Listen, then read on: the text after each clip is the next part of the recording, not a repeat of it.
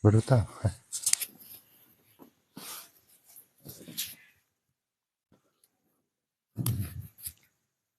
Kayaknya salah satu anaknya Habib Soleh Tanggul itu nggak mau matanya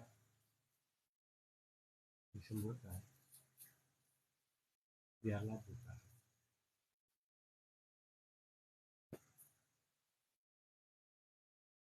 Karena takut pandangannya, dia bisa memandang apa, kemudian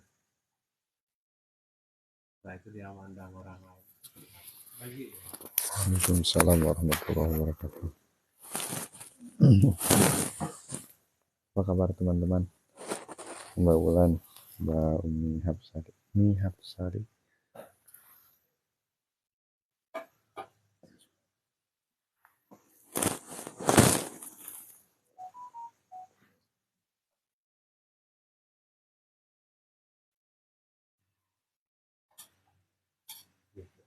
malam ini mau ngebahas apa?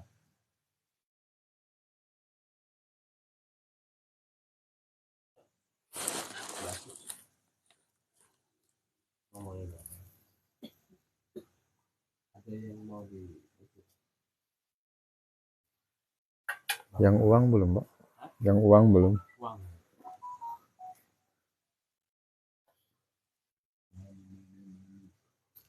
Oh, ini udah on? Udah on? Oh, udah. Udah. Gak apa-apa. Nggak apa-apa. Saya matiin dulu dong. Enggak. Tetap. Masih ke Haiman ya? Ya masih ke saya, Pak. Ya, ya. Masih sapa-sapaan dulu.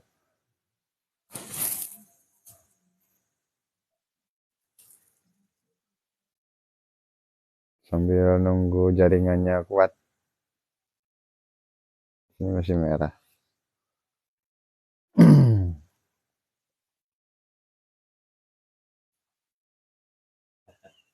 Dek. Dek.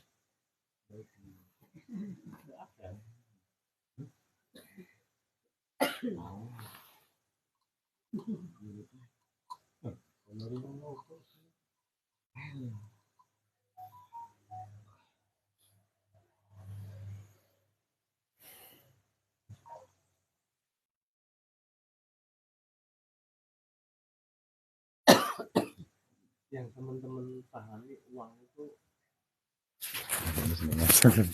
Enggak, Pak. Enggak.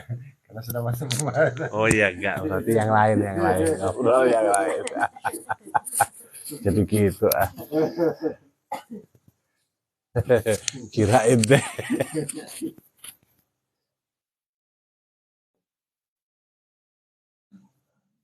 Dilema nggak ya?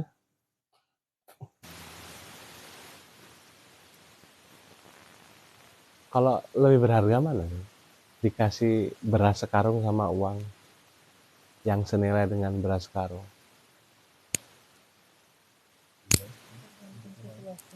Oh, tergantung situasi. Uang, Pak.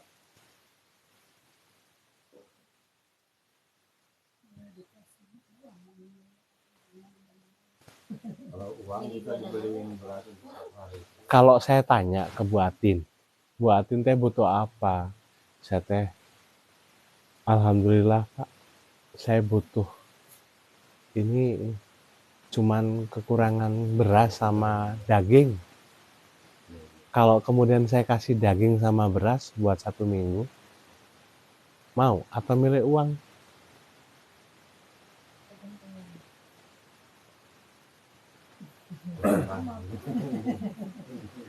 Ininya kayak uang.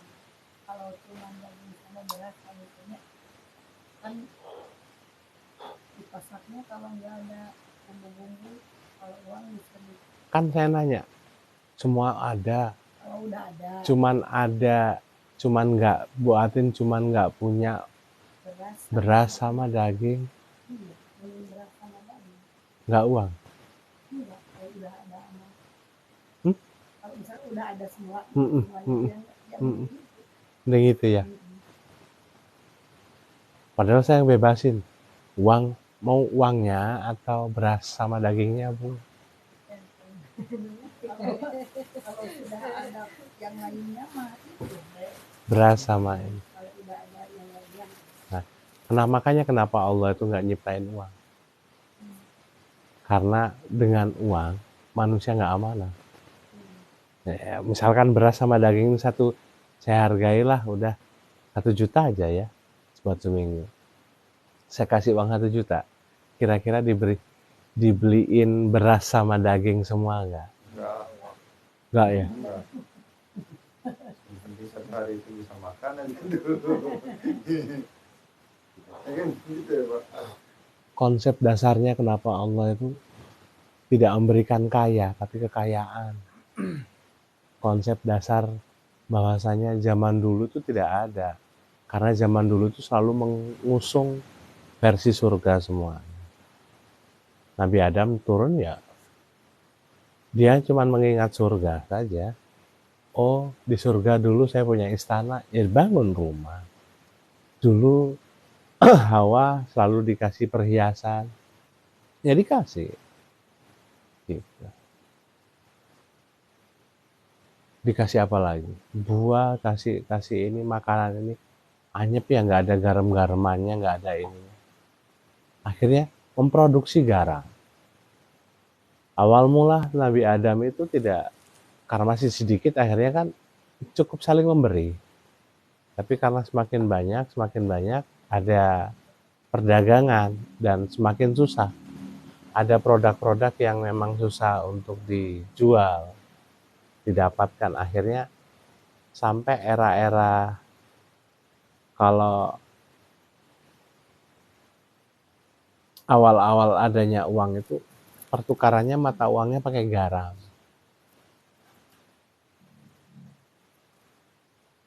Garam, karena garam itu gampang kena air dan lain-lain kan, diganti lagi.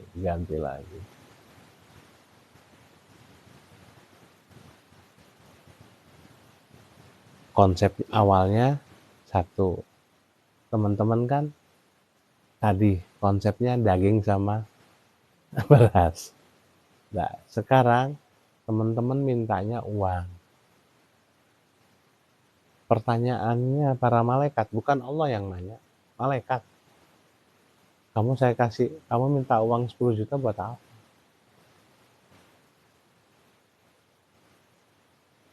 Allah yang tahu. Ya udah, kalau Allah tahu ya nggak usah doa. Gitu. Gitu. Ya tungguin gitu. Pertanyaannya dibulat-bulat lagi kan? Uang. Kenapa minta uang? Saya butuh untuk beli ini.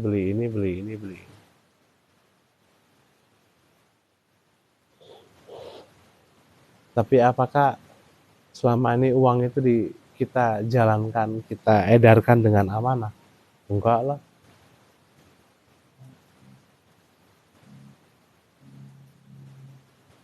Ambigu lagi kan? Apalagi kita nggak minta 10 juta, kita mintanya 1 juta, dikasih 10 juta sama Allah. Kita nggak nanya, ini uang siapa? Akhirnya kita bikin perencanaan yang dadakan. Kayaknya kesini, beli ini. Mengembang ya, Bu.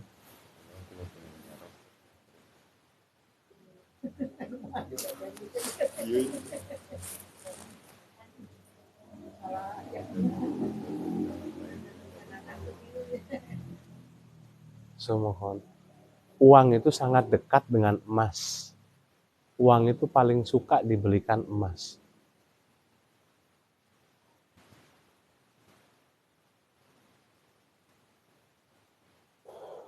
Awal mulanya uang karena permintaan para wanita. Bingung, riweuh kan. Yang laki-laki mah biasa. Ya tinggal ditukar ke sana, tinggal ini. Tapi kan ini kayak gini gitu ya. Akhirnya ada cara bertukar dengan sesuatu yang pas. Gitu. Nah, selalu kalau versi saya geser ke belakang terus dulu. zaman dulu orang-orang itu suka nyimpan uang dan sedikit-sedikit pasti dibelikan emas. Gitu. Yang namanya makhluk selain manusia itu selalu prinsip dasar, prinsip awal itu yang dipakai. Kayak misalkan binatang, gajah itu kalau disakiti sama satu orang, dia akan walaupun 10 tahun ingat sama orang itu. Emas pun sama, uang pun sama. Uang zaman dulu itu lebih banyak dibelikan emas. Berarti selalu mereka itu pikirannya kolot jadul. Jadi pengen dibelikan emas.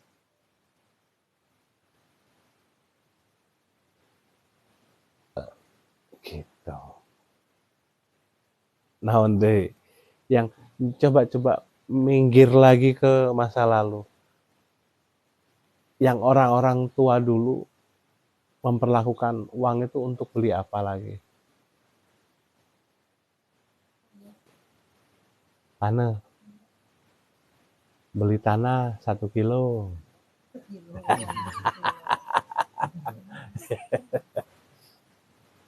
Sekarang jarang ya yang anak-anak muda yang beli jadi jeragan tanah tuan takur kayak gitu ya. Iya ya. Orang dulu rumahnya biasa tapi tanahnya banyak.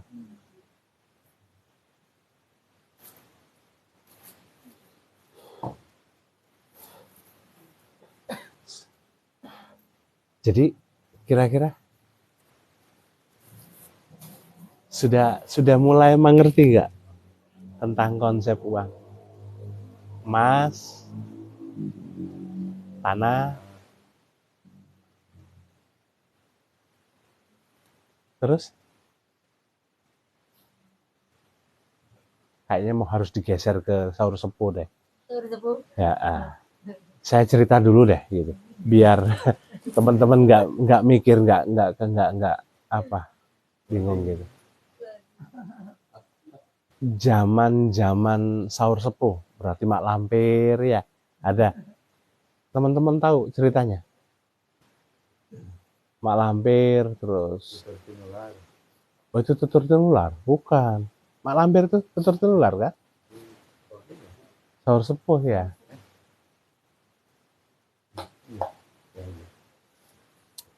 Tahu guru besarnya Mak Lampir siapa? Syekh Subakir. Siapa Mak Lampir itu? Jadi kita ngomongin ini. Mak Lampir itu adalah seorang putri raja dari Campa. Salah satu putri raja. Cantik banget. Sangat cantik. Ketika zaman Syekh Jumadil Kubro, itu dia sudah ada di sini. Karena dia itu sudah buruk rupa ya. Gitu, sudah buruk rupa.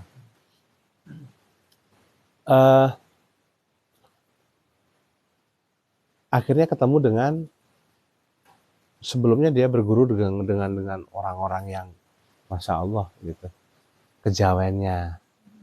Akhirnya bertemu dengan Syekh Subakir dan berguru gitu. Mak Lampir itu salah satu putri yang kemudian digandrungi oleh kerajaan-kerajaan lain. Tapi karena memang ada beberapa kerabat dari Campa yang ke sini, dia mengungsi sementara ke sini. Di sini dia ketemu dengan, jatuh cinta dengan Datuk Panglima Kumbang. Masih ingat kah? Oh, Saur Sepuh gak ya? Jadi dari uang jadi ngomong ke Mak Lampir. Biar fresh dulu masalah uang. Dia jatuh cinta dengan Datuk Datuk Panglima Kumbang. Ternyata cintanya ini masih cantik masih cantik. Cintanya ini tidak direstui oleh orang tua. Dan akhirnya Datuk Panglima Kumbang itu dibunuh sama utusan-utusan Campa. Ketika dibunuh, sedih. Akhirnya ada guru yang kejawen. Mengatakan, kamu bisa menghidupkan Datuk Panglima Kumbang lagi. Tapi dengan syarat, wajah kamu pasti akan jelek. Dan ilmu kamu yang awet muda itu akan luntur. Kamu akan jadi tua. Suara kamu jelek dan lain sebagainya. Gak apa-apa, demi cinta. Gitu. Karena demi cintanya, akhirnya Datuk Panglima Kumbang itu hidup lagi, tapi kemudian dengan dimensi-dimensi yang bukan dimensi jasad. Gitu. Dan Datuk Panglima Kumbang nggak mengenali. Bahkan sudah hilang ingatan tentang percintaannya dengan Mak Lampir. Karena malah sering akhirnya berperang dengan Datuk Panglima Kumbang. Awalnya dia itu memerangi Campa, Panglima Campa, utusan-utusan Campa. Dia Muslim, tapi karena memang sering tersakiti, akhirnya menjadi seorang yang akhirnya memerangi kebaikan. Nah, dari memerangi kebaikan itu, kalau kita kan versinya ngelihatnya itu dari pertarungan saja, bukan dalam wilayah-wilayah yang transaksional. Satu hal yang menggelitik di Mak Lampir itu, selama hidupnya dia tidak pernah yang namanya memegang uang. Apapun yang dia inginkan akan datang sendiri. Baik makanan, emas, dan lain sebagainya. Seolah-olah sakti. Karena kalau dirunut ke belakang, ternyata si Mak Lampir ini dididik oleh ayahnya itu untuk kemudian tidak mementingkan uang. Tetapi versinya yang dia lakukan ayahnya ini adalah ngedidik uang itu tidak ada harganya. Yang ada harganya adalah sesuatu yang sudah berwujud. Kamu pengen apa? Aku pengen perhiasan. Udah, kamu berdoa itu aja. Akhirnya ada. Kamu mau apa lagi? Aku pengen kereta dari emas. Seperti cerita Abu Hasan Sadili. Jadi ada. Datangkan. Seseorang itu bawa. Bukan bapaknya yang mengadakan. Gitu. Jadi kalau kemudian kita tadi itu ngegeser lagi, orang-orang dulu itu kadang-kadang uang itu ditaruh di bawah kasur, ditaruh di bawah di bawah bantal, bawah apa lagi? Bawah baju. Awal-awal zaman dulu itu karena satu, dia tidak mau berfokus pada uang. Akhirnya pergeseran terjadi, pergeseran. Oh, uangku aku taruh di bawah kasur. Itu cukup lah, kayaknya buat makan sebulan. Kalau zaman dulu, ditaruh itu karena memang aku nggak butuh ini. Jadi nilai mata uangnya itu nggak berpengaruh.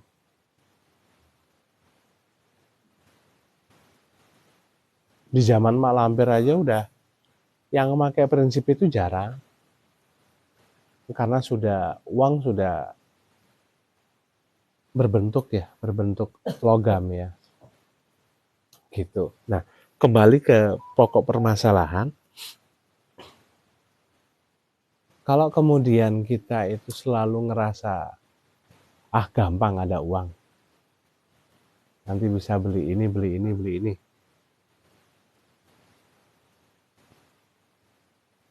Teman-teman akan kekurangan. Karena uang itu prinsipnya tadi, pola berpikir dasar uang itu dia suka dibelikan untuk emas dan tanah.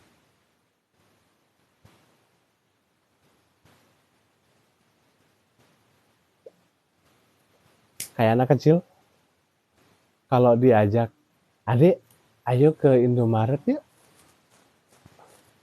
Dia itu punya perspektif sendiri. Aku mau beli ini, beli ini, beli ini.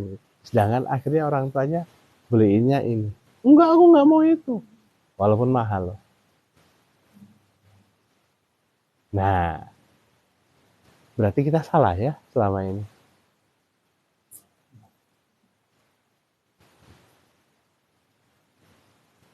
Kita nggak pernah mengakatkan gimana caranya menggeser uang ini agar mau dibelikan HP, agar mau dibelikan apa lagi? Belikan kebutuhan teman-teman lah, rokok dan lain-lain. Nah, gesernya kita kan nggak pernah tahu, nggak punya adab kan. Selama ini kan udah beli-beli aja lah. Ya.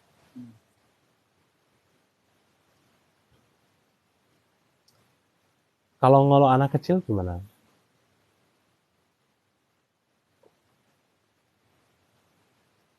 Aku pengen beli coklat Silver Queen 10. Adik satu aja ya belinya ya. Yang ini nanti buat beli ini, buat beli ini. Nanti Silver Queen-nya beli lagi. Kalau ke Indomaret lagi. Nah, kenapa? Nggak seperti itu. Setiap bulan teman-teman beli emas kah?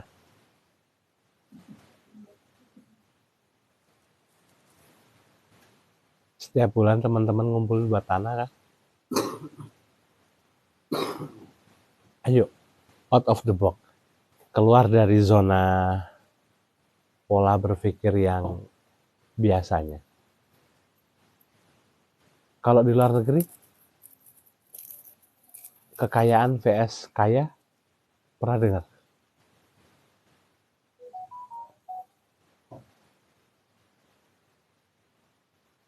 Kaya itu pasti akan jatuh.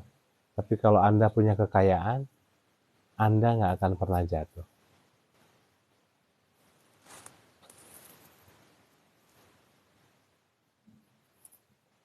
Gimana, Jang? Coba pernah kenal Bob Proctor nggak? Nah, Bob Proctor ngomong apa nih? Atau siapa aja yang Jajang kenal?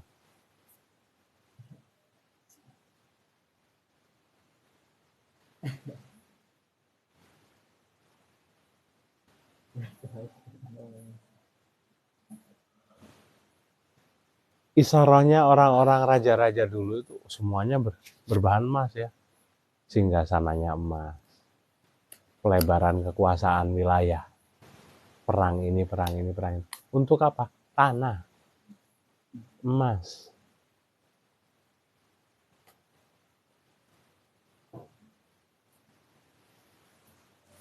Karena orang itu terfokus pada emas dan kekayaan, ada satu tempat yang kemudian bahan yang mereka punya itu akhirnya tidak bisa menjadi pesaing oleh wilayah-wilayah yang lain. Siapa itu? Nuswantoro atau Nusantara, Sunda Kelapa. Karena dulu emas 1 kilo itu cuman bisa dibelikan rempah-rempah.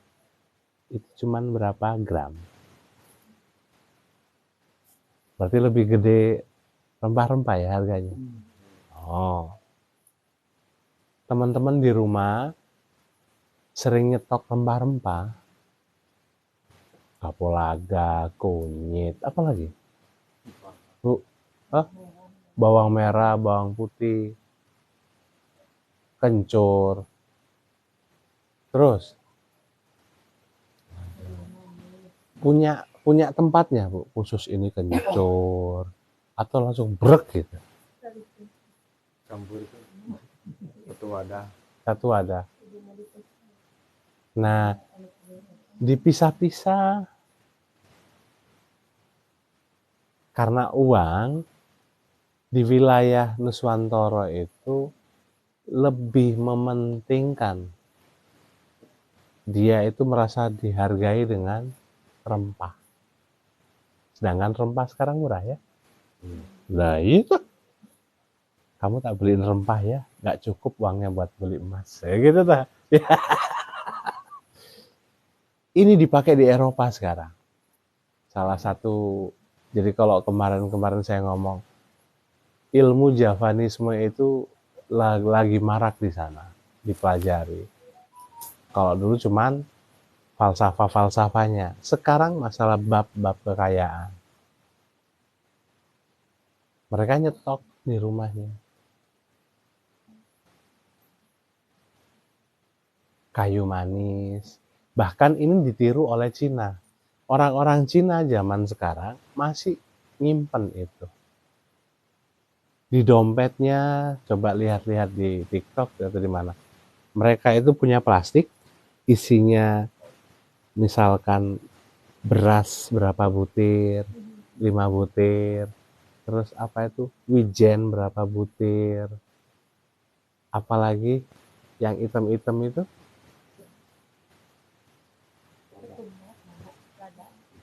bukan bukan kapol, apalah itu saya lupa lagi.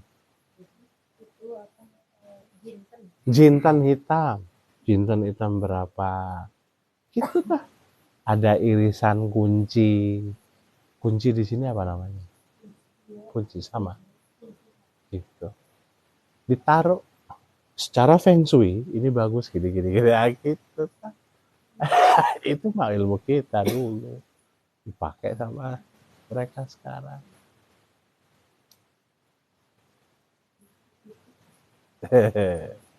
Besok gue beli tanah berapa kilo dulu lah gitu. Sama itunya kali ya, sama tanamannya kalau di kilo nggak ada.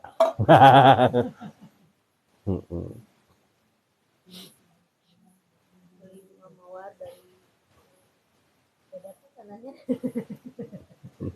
Enggak, bercanda saya.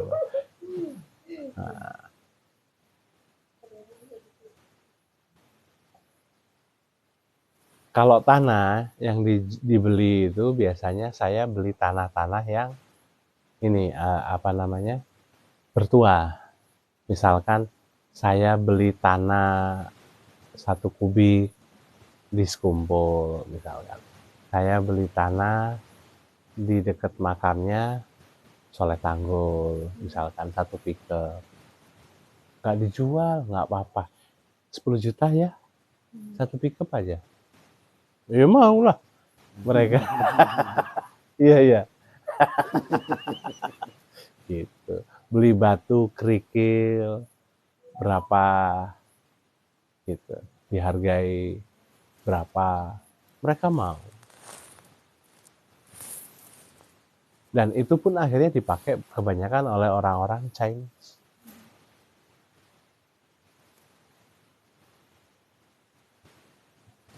Gitu. Dan usaha yang itu masih belum ada saingan kalau mau tanah bertuah gitu. Ini cuman berapa kilo dari Sekumpul. Ini tanah ini gitu ya. Posting tah gitu ya. Wah, keren. Dicari tah itu.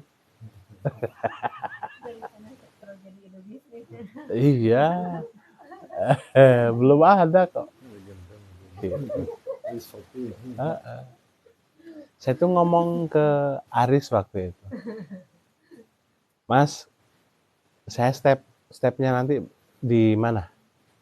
Kalau kamu punya uang 1 M, sudah kasih tahu saya. Uang 1 M yang kita bangun gate, kita bangun satu tempat. Itu 1 M di luar, beli tanah, beli lahan. Oke. Nanti kalau boleh tahu beli apa aja. Kita ke Sekumpul, kita ke Tanggul, kita ke Ampel, kita ini. Beli air sumurnya. Bawa tangki, 1 tangki, masukin ke sumur lahan kamu, enak lah. Mulai dari air, tanah, gitu.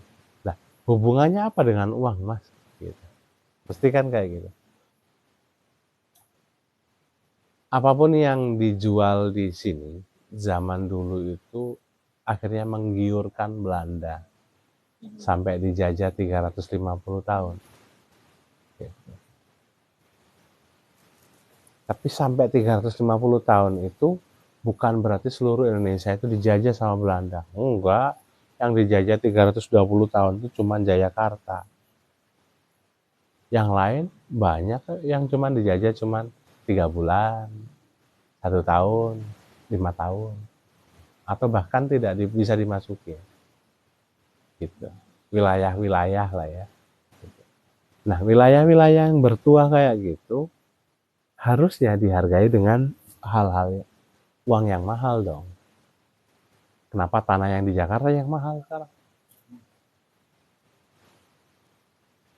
Saya kemarin dengar teman saya beli rumah. Kok kamu belinya cuma tipe 45? Mahal, Mas, di sini. Iya, ya. Saya bisa beli berapa kafling kalau di sini. Gitu. Nah, itu konsep dasar tentang ingatan, memori, masa lalu, uang.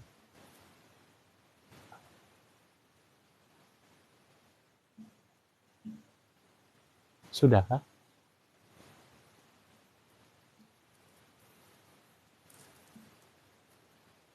Mau uang yang kemudian itu dadakan, misterius, dan lain sebagainya, akhirnya itu yang dimainkan para kolektor.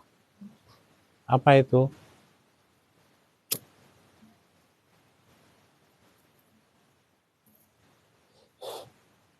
Saya mau beli piring seladon, saya pengen beli guci seladon. Tahu seladon? Guci seladon? Nggak tahu. Ada yang bawa HP browsing kah?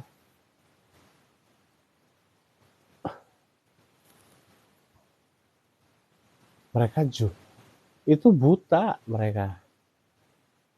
Ada yang banyak yang mereka itu ya pokoknya seladon asli sudah nggak apa-apa harganya berapa saya ambil. Karena itu yang cara dia untuk menarik uang-uang misterius. Ya, salah satunya. Yang paling bagus tuh yang bercorak dengan biru. Ada kembangan-kembangan biru. Bukan. Krom.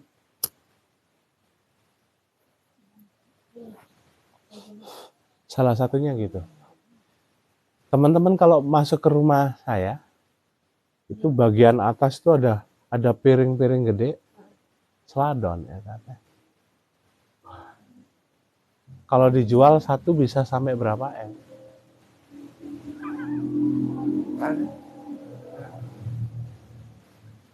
Itu kan kecil ya, yang di rumah gede itu. Di sini. Ada.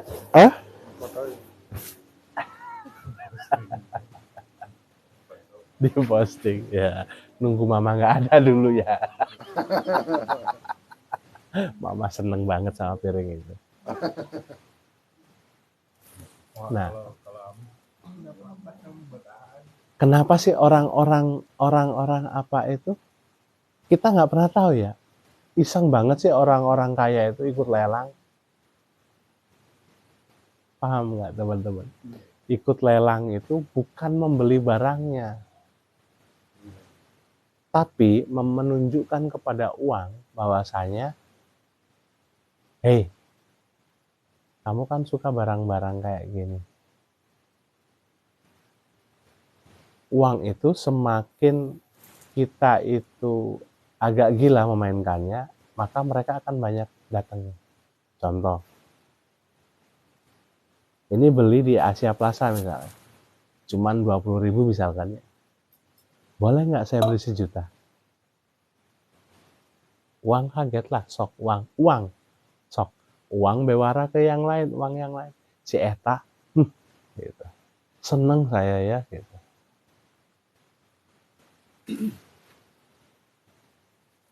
Akhirnya konsep ini diadaptasi sama Islam dengan sedekah. Beli tas B-nya Habib Bahar bin Smith. Gitu. Lelang terbuka. Harganya berapa? Nanti uangnya disedekahkan untuk ini gitu kan. Adaptasi saja. Padahal konsepnya adalah konsep pembelian barang-barang antik.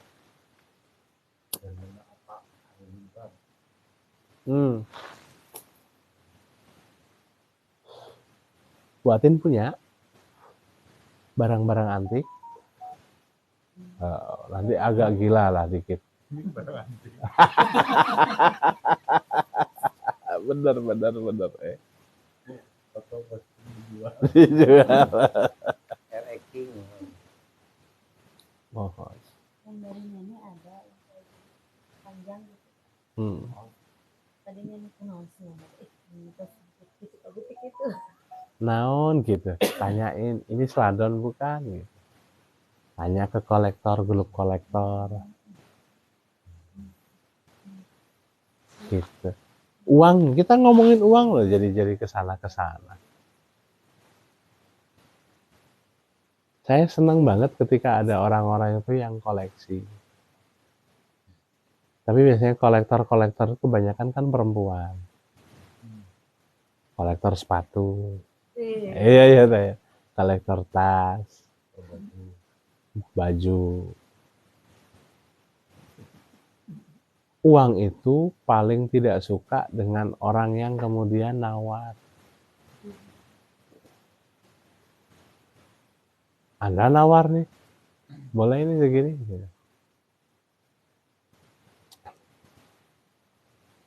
Karena sebetulnya ketika Anda mau membeli sesuatu, energi ini tuh duluan masuk dulu kan. Gitu, akhirnya dicatat sama malaikat. Pengajuan Kang Iman 7 hari lagi mau butuh ini. Gitu. Datengin uangnya segi. Harganya berapa? 7 juta. Gitu. Nah, oke. Kirimlah 7 juta. Karena tahu nanti Bunia itu pasti minta ini. Kasihlah 8 juta gitu. 8 juta masuk ke Kang Iman. Habis itu datang. Mau beli. Biasa tuh diturunkan harganya. Oh, iya tuh. Bagus. Lumayan lah gitu.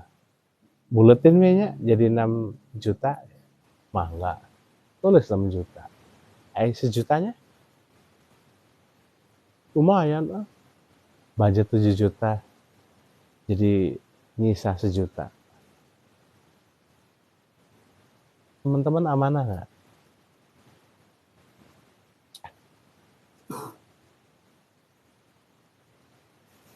Maka daripada mikir yang enggak kayak gitu, udah. Kalau saya sih enggak pernah nawar. Berapa? Ya udah, yuk.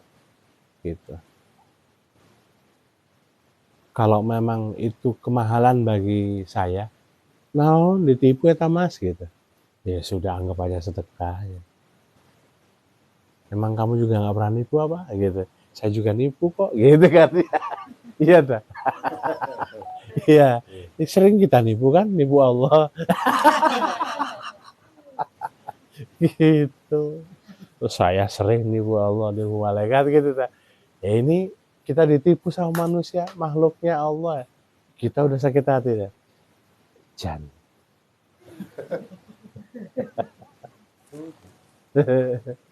Gitu dah.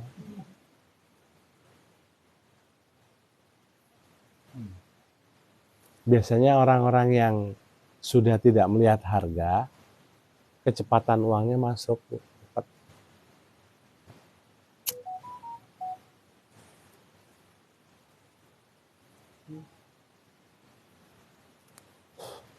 Nanti ada prinsip-prinsip lain. Ibu-ibu biasanya, wah dikasih budget 30 juta, ini dikurangi, ini kurangin. Lumayan lah jadi 20 juta. Dia ngerasa 10 juta itu bisa berhemat. Tapi ternyata Allah mendatangkan masalah. Yang akhirnya keluar juga 10 juta. Gitu.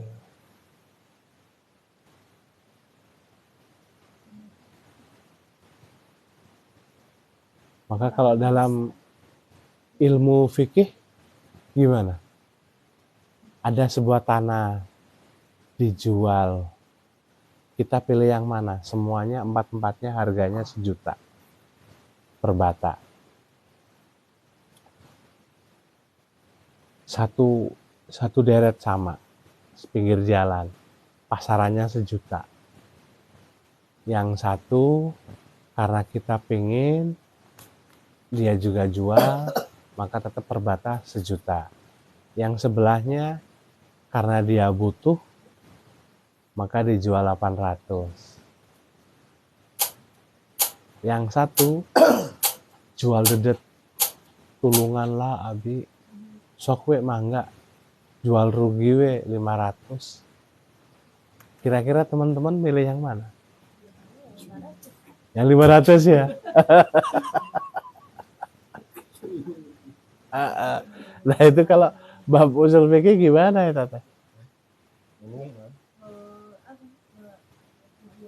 harga gitu standar merusak harga standar gitu. Bukan merusak sih bagi saya. Anda memperoleh sesuatu barang dari penderitaan orang.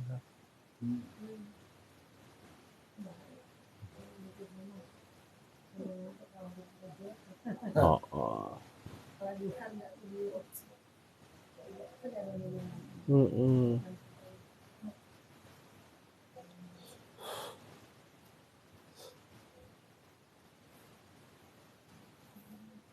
Nah, sudah paham kisi-kisinya tentang uang?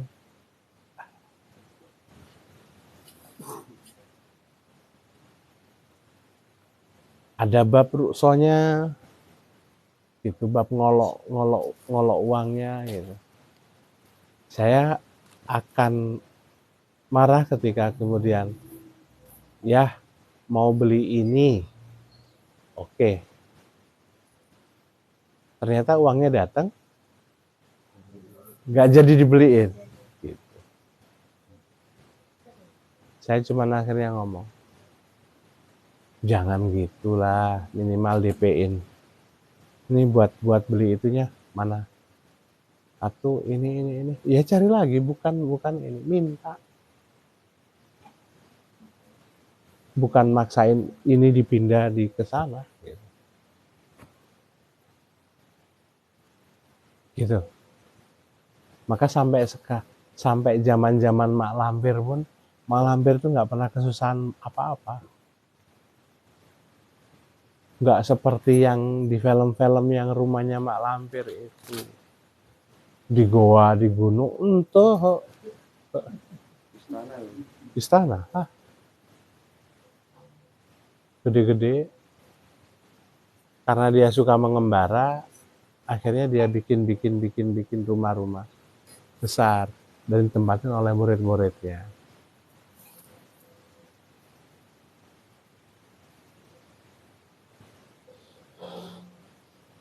Sampai satu waktu ketemu sama Syekh Subakir dan akhirnya dia berguru lagi, bersahadat kembali.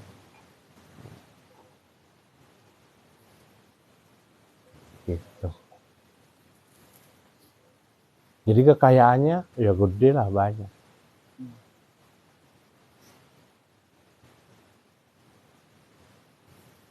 Sekarang dikembalikan lagi ke mode fitrahnya uang, ya. Jangan pernah main-main dengan uang. Apa yang diciptakan oleh manusia, maka ciptaan manusia itu sendiri yang akan merusak.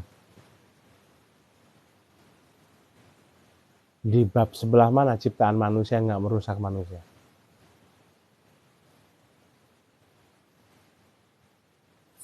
Nggak ada, Bu.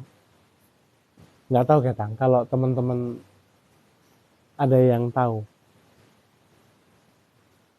barang-barang ciptaan manusia yang ini tidak memiliki dampak merusak buat manusia.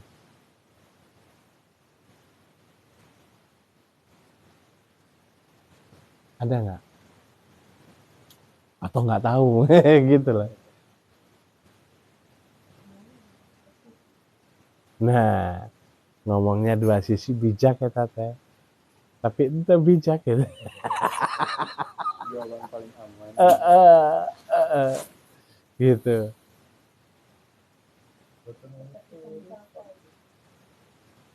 Motor, mobil merusak, tapi mempermudah ya.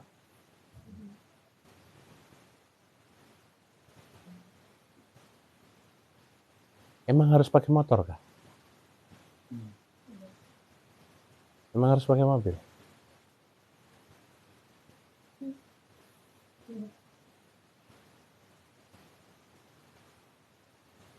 Sekarang Harus. Jadi pertanyaannya soal mobil, awalnya pas ngomongin mobil waktu itu Heeh. orang nanya di kapan nggak hujan-hujanan, saya lihat kan itu sekarang nggak hujan ya waktu itu. Soalnya pertanyaannya kapan nggak hujan-hujanan, bukan masalah mobil lagi.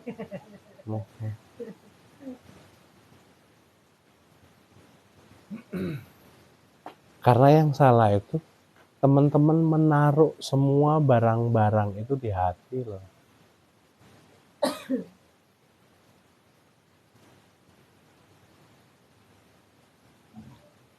Barang apa ya nggak teman-teman takut kehilangan. Tapi seumpama kemudian kita dibukakan pintu kolbu kita, akhirnya nggak ada setitik pun barang-barang dunia itu ada di sini karena gampang bisa diakses lagi. Zaman dulu itu di Gresik itu ada namanya Mbah Husen di daerah Cerme. Dia punya pesantren kecil.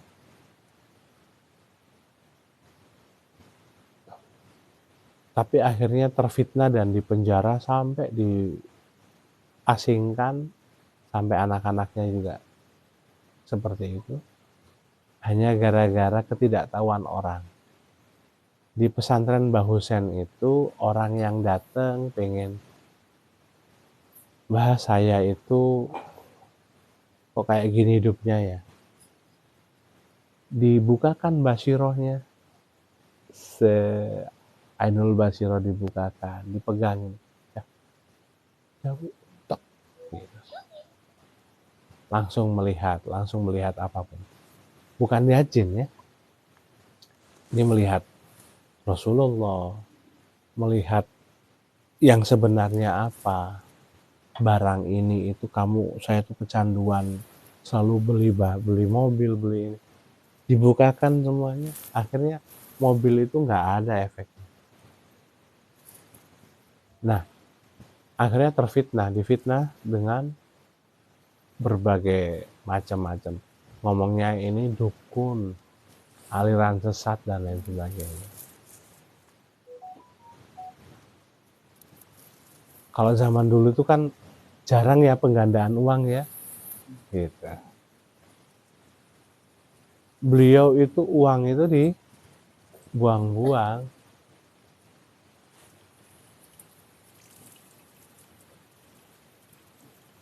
Sudah nggak usah mikirin uang kan. Kamu punya uang berapa di dompet? 1 juta lah misalkan. Nah, itu taruh di tengah itu loh. Di tengah dikumpulin semuanya. Ada satu santrinya yang bawa semacam pembakaran, dibakar semuanya. Ya udah, bakar aja uang. Nyesatin. Ini yang sesat, uang itu sesat. Gitu. Merusak kalian. Ayo minta bareng-bareng. Minta bareng-bareng. Ada yang minta uang, tiba-tiba uangnya di depan, gitu ya. Ada yang minta mobil, tiba-tiba dapat telepon, dikasih hadiah mobil. Tak gitu. Nah sekarang kalau teman-teman tuh pengen benar-benar berkelimpahan dengan kekayaan, salah satunya nanti uang juga datang. Berarti bisa tidak memegang uang. Oh, Singaparna Tasik, nggak usah pegang uang lah.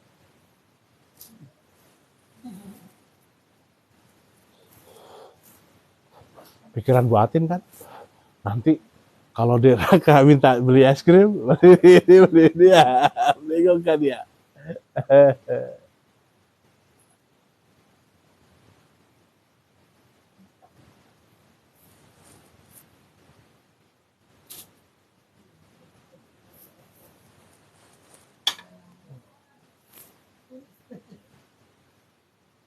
Selalu uangnya.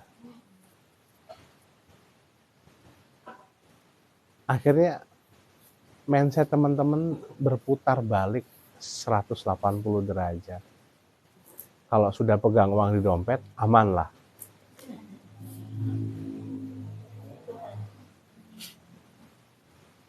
Nah, salah satu Tuhan yang harus dimatikan ya, Tuhan selalu yang ngasih uang itu.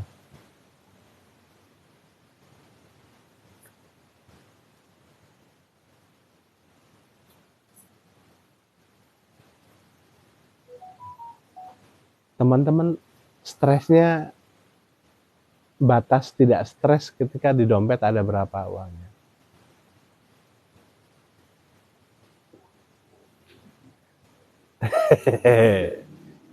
Atau selama ini emang nggak pegang uang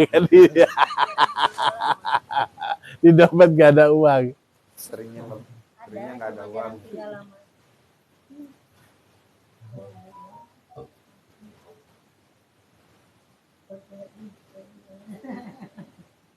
Itu tata cara yang bagus sebetulnya untuk kemudian kita tidak merasa punya uang. Mempos-poskan uang, udah akhirnya kita nggak pegang uang kan. Khawatir kalau ditaruh di dompet, dibawa-bawa pasti kecoceng. Tanpa sadar, alam bawah sadar teman-teman sudah ngarahin yang benar. Udah pos-posin ya tete. Dah, akhirnya di dompet cuma 50.000 tapi teman-teman jongjon karena sudah ada uang di sana. Walaupun ini sedikit salah, tapi setidaknya teman-teman nggak nyaman dengan gampang.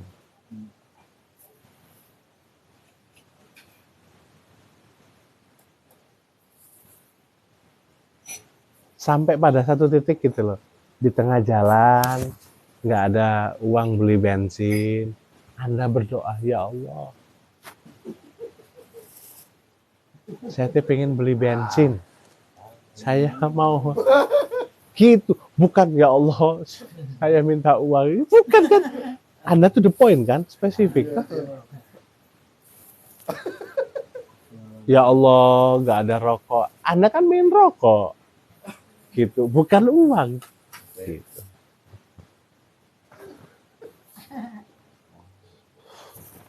Apa harus dibenturkan dengan masalah kayak gitu terus? Nyadar-nyadar ya. Ya iya gak nyadar-nyadar, udah kebentur kata malaikatnya, terbalik ya teh, gitu. Nggak bener nih manusia gitu.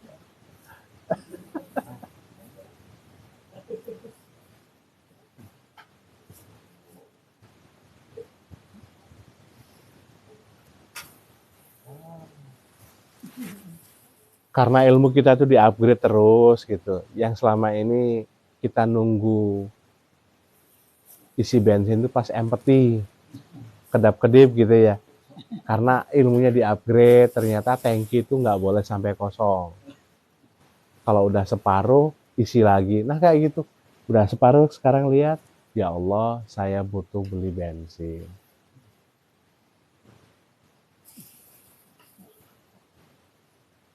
Berarti kan akhirnya bukan butuh saja, tapi merawat. Mau tidak mau akhirnya perlakuan ke motor lebih bagus.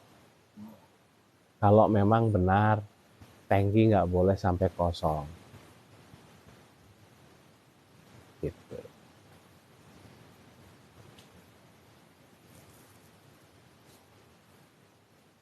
Sampai sini dipahami, buatku. Kapan beli emas-emasan lagi? Hai.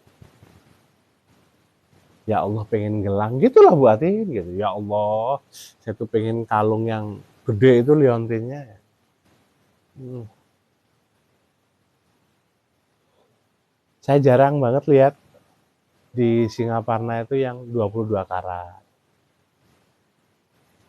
Susah. Apalagi 24 ya. Jarang banget mas-masan yang 24 karat di sini. Paling cuman berapa karat ya? 16 Singaparna ya. Ayo atuh mulai kapan beli? Bukan jual. Bukan kapan jual. Nambah.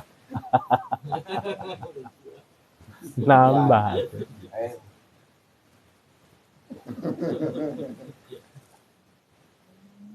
Siap deh. Ini kan mas-masan tergeser sama ATM ya. Lebih baik yang fresh money. Cash-cashan emas nanti kudu jual lagi, nanti harga jual turun gitu. Pikirnya teman-teman jual emas.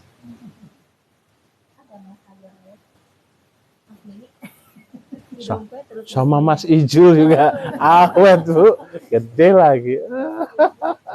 Gitu. Dijual juga nggak ada yang mau ya gitu. Awet Pak. Gitu. Mini gold ya. Beli ya. Bukan saya itu marketing emas ya. Saya nggak jualan mini gold. Oh iya. Selama ini saya nggak pernah beli mini gold kayak. Langsung ke toko emas, beli emas bentuk apa yang disukain sama istri sama anak udah. Kayak gitu nggak apa-apa Pak. Kayak belum yang ini dulu. Saya belum punya feeling ke sana.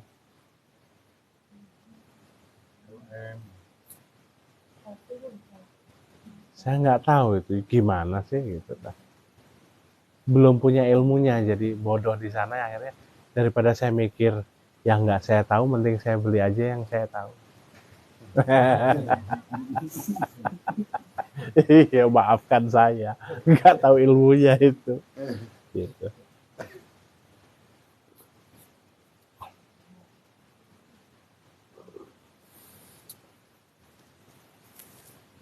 Bikin target ya.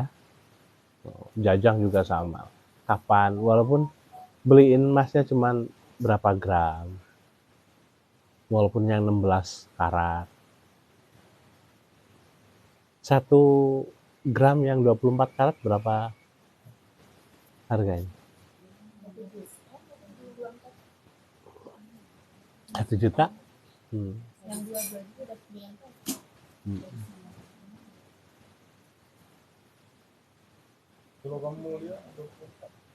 Saya nggak tahu. Saya biasanya kalau ke toko emas itu cuma duduk di tengah aja. Gitu.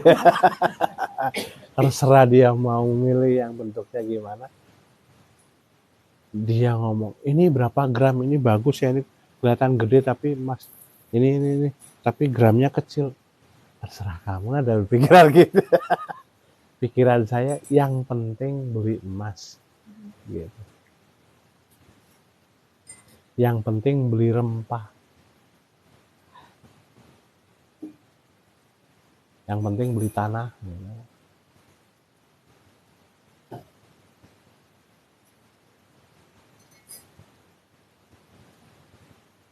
Sudah ada pertanyaan kah?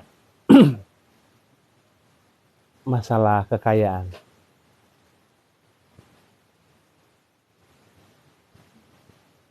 Kalau pertanyaan dari yang lain kemarin Pak. Apa? Yang ditawasi ini apa itu nunggu uangnya? Emas? Uang.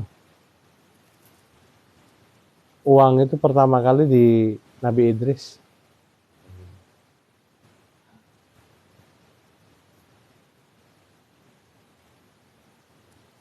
Karena Nabi Idris meragukan tentang beberapa, kenapa harus ada uang sih?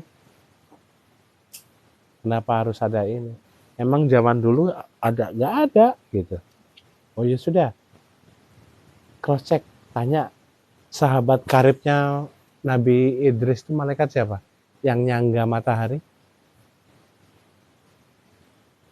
yang megang matahari. Itu sohibnya, ngobrol. Dari zaman dulu nggak ada bro, katanya.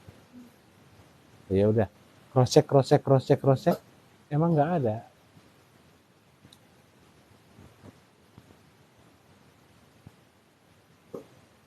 Dan selama ini kan para alim ulama juga nggak terlalu menggubris masalah uang ya. Yang saya kenal, nggak tahu yang nggak saya kenal.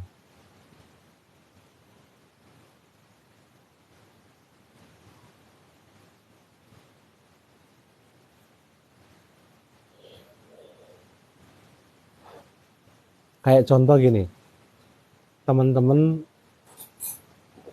kalau teman-teman nanam padi, sebetulnya yang limbahnya itu apanya?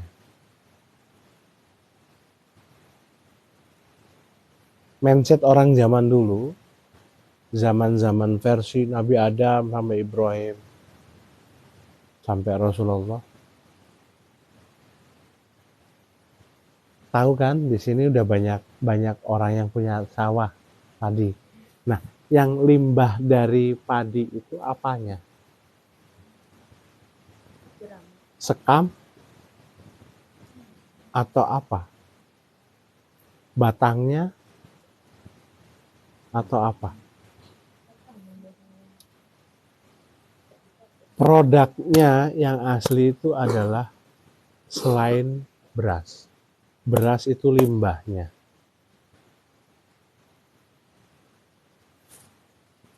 Kan dibuang ke perut ya. Jadi pola berpikir mereka dulu itu yang namanya produk itu ya jeraminya, sekamnya. Terus apalagi batang-batangnya semuanya itu jadi produk, diolah kembali. Kayak sekam ditaruh di bawah ayam, apa itu? Iya.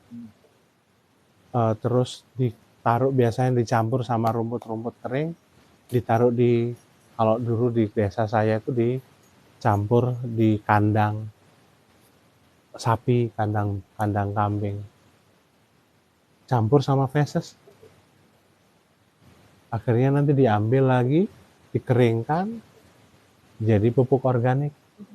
Pupuk organik masuk ke sawah. Nah, selama ini kita mindsetnya udah terbalik. Fokusnya pada padi, beras. Gitu.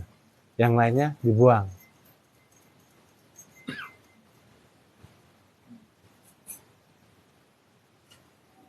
Nah gitu. Dalam dunia bisnis itu sudah dipraktekkan. Kayak contoh, saya tantang salah satu departemen store, ownernya, ngapain sih mikir muter dengan ini, cari cost operasional dan bulanan karyawan tuh dengan menaikkan ini. Kenapa nggak sekalian aja ambil barang yang banyak, dijual ngecer, dan juga partai, nanti uang gajinya karyawan itu dari kardus. Jadi dia gaji karyawan dari kardus. Sedangkan yang lainnya limbah. Tapi manajer ke bawah, supervisor, taunya gimana caranya ini produk terjual semuanya, beda. Mindset orang kaya dengan mindset orang tengah dan proletar gitu. Proletar, iya.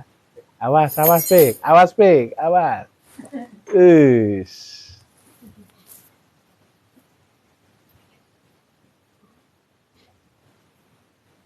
Bisa dipahami. Uang itu limbahnya. Orang jualan, kayak Bu Atin.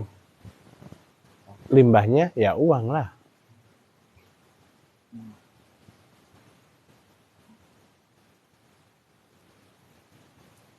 buatin tanpa sadar kan belajar mikir gimana ya ini terjual banyak gitu ya, laris eta kenapa pas ngitung nah sakit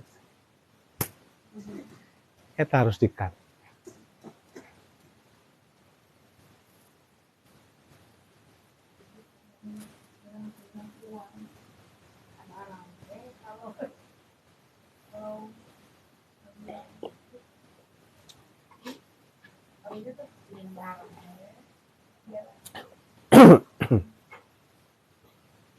Ya barang kan benar. Peci tetap jadi peci walaupun jatuh ke air. Uang kalau jatuh ke air basah, dia kalau uangnya fresh, uangnya baru. Kalau uangnya udah lecek, sobek. Gak ngaruh, sudah hilang itu nilainya. Ada yang nanya, Ya, untuk apa menumpuk harta kekayaan itu nanti Kang? Biar kenapa tujuannya? Kan nggak dibawa mati misalnya. oh Gimana kata jika siapa? seseorang jiwanya sudah merasa cukup, Oh, jadi nggak perlu punya target untuk ngumpulin harta terus, Ha. ditanyain Kang. ya kata siapa? Harta nggak bisa dibawa pulang, bawa mati. Gitu. Kalau guru-guru saya selalu ngomong, jangan berangan-angan selamat di akhirat. Kalau hidupmu di dunia nggak selamat. Karena mental kita itu selalu semuanya bertukar itu dengan harta. Jadi kenapa nggak kemudian mengumpulkan harta untuk sebagai alat dakwah, alat kembali pulang. Ya kita selamat di dunia, kita selamat di alam kubur, belum ke akhirat ya, gitu. Masih di alam kubur, kita ninggalin anak kita itu ditinggalkan dengan kemiskinan. Jangan kemudian mempersepsikan mental anak kita itu sama dengan kita. Bisa jadi rusak itu anak dengan kekurangan harta. Gitu. Kalau kemudian kita ngerasa cukup dengan harta, itu sombong banget nanti jatuhnya. Kok bisa sombong?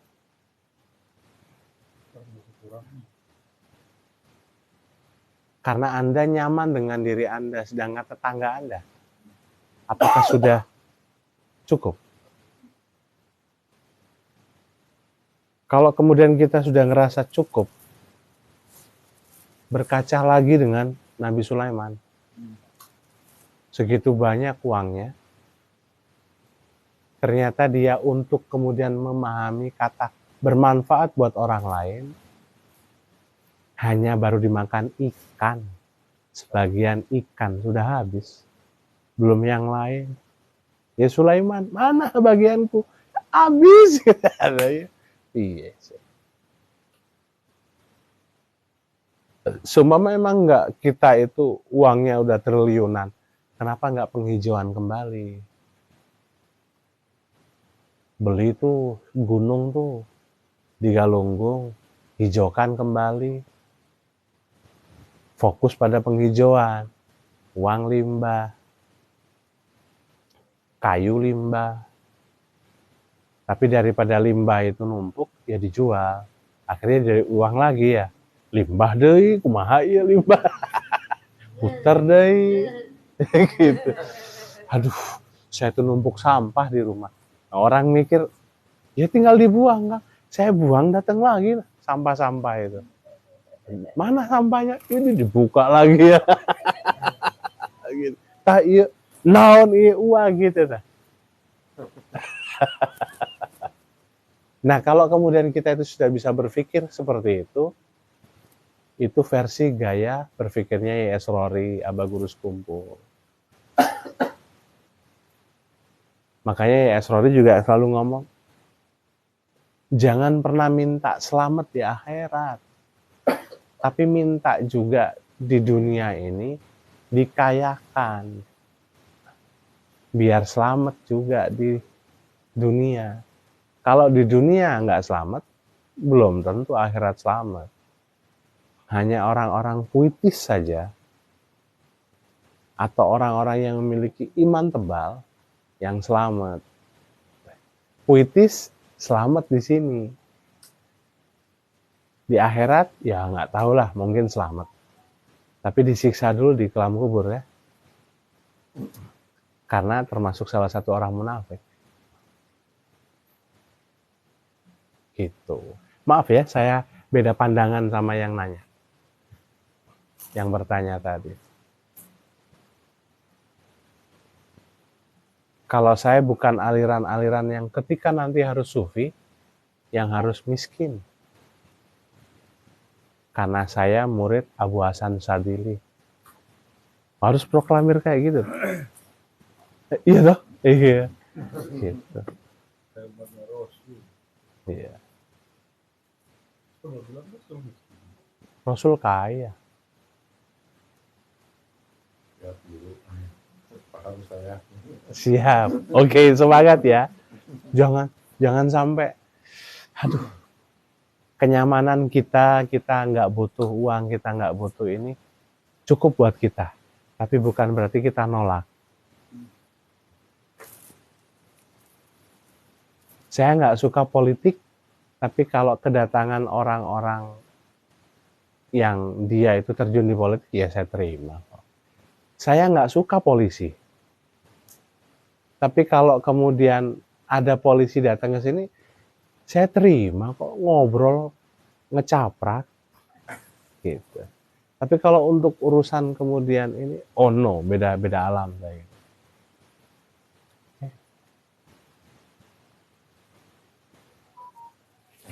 Ya, siap.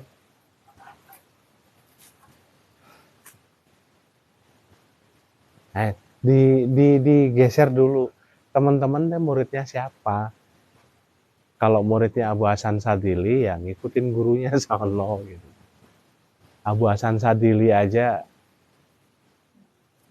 pelana kudanya itu dari emas. Kenapa kemudian kita tuh mengatasnamakan kesederhanaan? Jangan-jangan karena teman-teman bingung untuk cari uang. Lebih tepatnya itu, Pak. Iya. Itu yang paling pas itu. Ih, kayaknya gitu. Uang ada tapi nggak bisa kesana kesini. Kesana nggak cukup, kesini nggak cukup. Ini gimana nih? Gitu. Sorry, yang bikin tema teman-teman ya, bukan saya ya. Teman-teman kan yang minta bahas uang. Bagi saya uang itu limbah. Oke.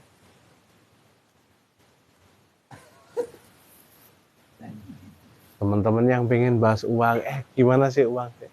Lah, uang nggak ditempatkan di tempat semestinya ya nggak asik.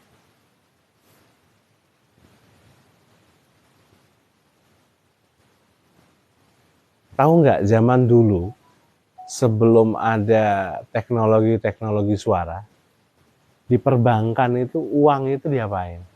Biar nggak diambil jin, tuyul kayak gitu. Kan nggak ada kehilangan selama ini diberangkas-berangkas. Dimusnahin gimana? Oh, yang rusak. Yang kalau misalkan sampai nyimpen di dalam, semaksimal mungkin perbankan itu tidak menyimpan uang. Tapi kalau kemudian uang itu terjadi endapan atau pendingan, Belum ada ATM itu, Pak. sebelum ada ATM. Coba di dalam ATM itu ada apa rahasianya? Tahu benang? Ya. Cuman dikasih benang di atasnya.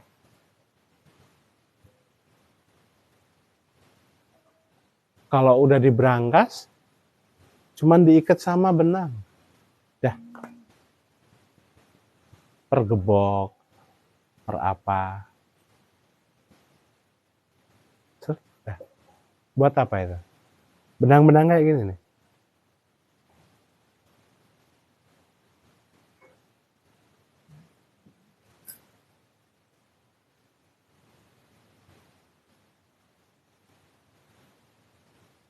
Karena uang selalu berhubungan dengan tekstil. Oke, Bu.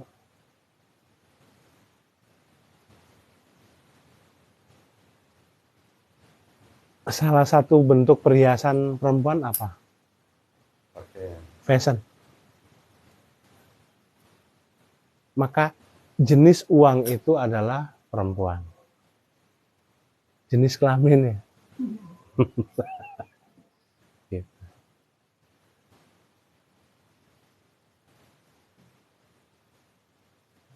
Halus. Saya pengen.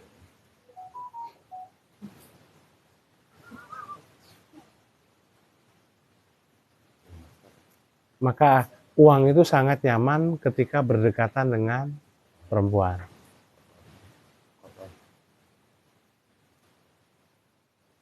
Sangat wajar kah kalau laki-laki bawa uang gebokan banyak gitu? Biasanya laki-laki sekarang praktis ATM ya. Kayak Denny Sumargo kumaha. Nggak pernah pegang uang cash. Dia kalau mau beli apa telepon dulu. Yang transfer itu bayar gitu.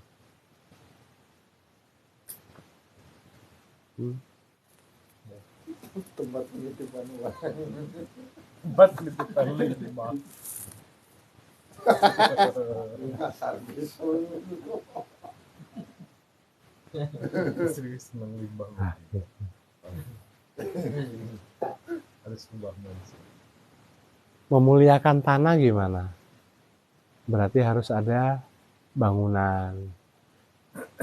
Memuliakan tanah yang lain, kalau itu tanah persawahan, ya sawah, ditanamin. Cara narik uang yang lain, makanya Pak Anggus jalannya lewat bangun bangunan. Buatin, ya beli barang.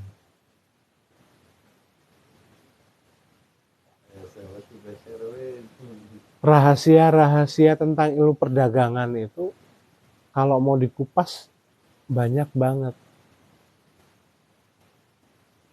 Gitu ya.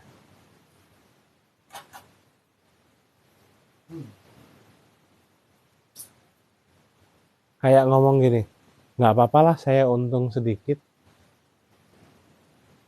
asal volumenya besar. Gitu. Itu ternyata brainwash, cuci otak yang dilakukan oleh orang-orang mafia-mafia atau bos-bos besar. Gimana caranya produk mereka terserap habis. Gitu kan? Akhirnya berpengaruh ke semua lini. Perang harga. Mati. Yang kecil-kecil, mati semua. Gitu. Dan ini yang kemudian dipelajari, ilmu perdagangan Rasulullah ini dipelajari oleh Cina. Cina zaman dulu itu membuat satu strategi gimana caranya penduduknya ini banyak, meledak sampai terjadi yang namanya krisis. Door. Akhirnya pemerintah membuat kebijakan mengundang investor siapa saja masuk ke dalam negaranya. Setelah itu kemudian karena investor datang, pekerjaan sudah ada. Daripada nggak makan, gimana kalau kita itu bikin planning jangka panjang. Sekarang kayak gini, tapi nanti saya berjanji, kayak partai politik gitu ya. Nanti sistem kita buat manajemen seperti ini. Kalian sudah nggak mikirin masalah gaji, kalian nggak mikirin masalah sekolah, anak-anak ditanggung. Asal dalam tahapan ini kualitas semakin bagus. Zaman dulu, produk-produk Cina jelek-jelek kan. Sekarang, bagus-bagus. Bahkan sekarang tembok yang bisa panas sama dingin aja ada kok. Lantai panas dingin, atap panas dingin tanpa teknologi. Pure benar-benar ngebangun lantai ya lantai, tanpa ada teknologi apapun. Tapi bisa dingin. Ketika cuaca di luar panas, bisa dingin. Ketika cuaca di luar dingin, bisa panas.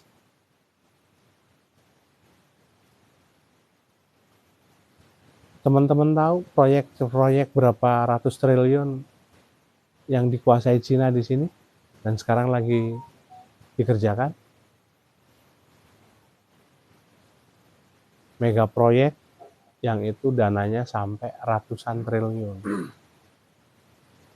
200 lebih. Minim-minim yang harus teman-teman tahu 5-6 tempat. Nah, Cina ya teh. Karena pekerjanya di sana masyarakatnya diberikan isu, akhirnya yang terjadi ya perputaran mereka besar.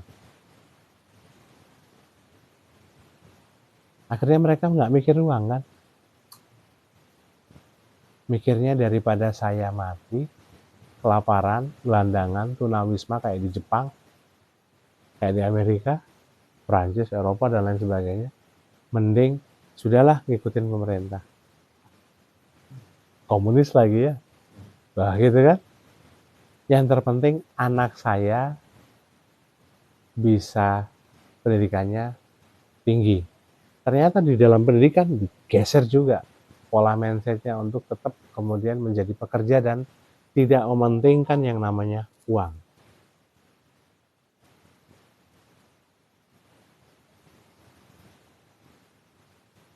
Geserlah dengan filosof-filosof yang bijak-bijak. Mengambil dari Taoisme, salah satunya. Orang pintar itu kemana-mana nggak perlu bawa uang. Karena semuanya terfasilitasi. Karena dirinya sendiri adalah uang. Nah gitu, bisa kan?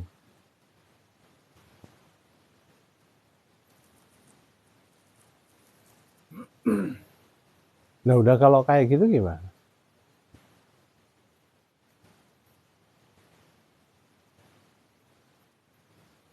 Yang memahami tentang teori-teori uang aplikasinya malah orang-orang barat. Dan yang bisa menggerakkan sampai wilayah lebih luas lagi adalah Cina. Saya nggak ngebanggain Cina, tapi teman-teman yang ngebahas uang jadi saya bongkar.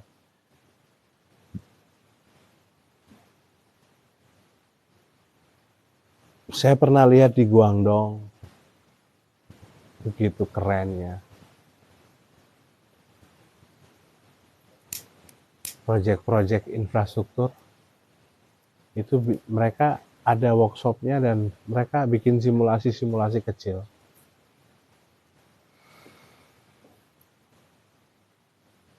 Kalau teman-teman dari sini ke Tasik, ke Bandung, lewat mana ini? Garut. Teman-teman di minggu-minggu ini akan melihat perbedaan aspal deh. Dari Salawu ke sana, sampai perbatasan Garut, itu akan melihat perbedaan aspal. Aspal yang enak buat kendaraan dan aspal yang nggak enak buat kendaraan. Kalau ke sini, ke Tasik, aspal yang nggak enak buat kendaraan. Kenapa kok tetap dipakai? Karena balik lagi kan, kepentingan. Kalau ke sana,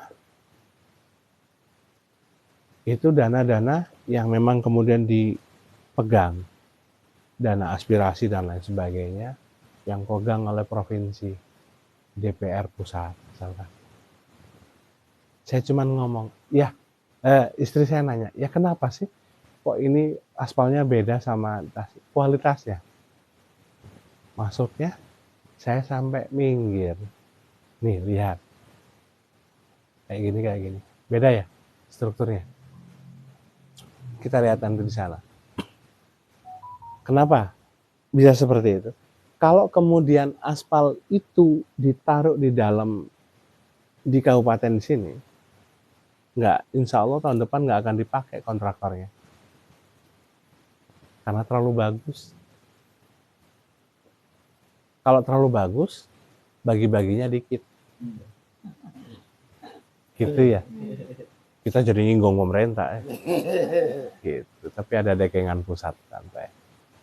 Gitu ya. Bagi-baginya dikit, nggak asik. Nah di Cina seperti itu. Di dalam negerinya dibikin yang namanya semua produk terbaik. Sehingga akhirnya mereka nggak pakai ke workshop. Semua investor gimana caranya dibikin takjub. Akhirnya sekarang, kalau dulu mereka ngundang investor ke dalam, sekarang mereka yang ke seluruh belahan dunia. Nah gitu.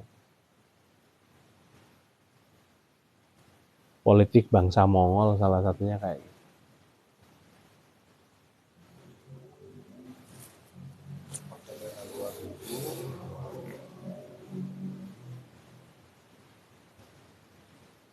Modal. Hah? Enggak. Sekarang itu bangunan-bangunan besar di beberapa tempat di negara-negara itu ada yang disita sama Cina.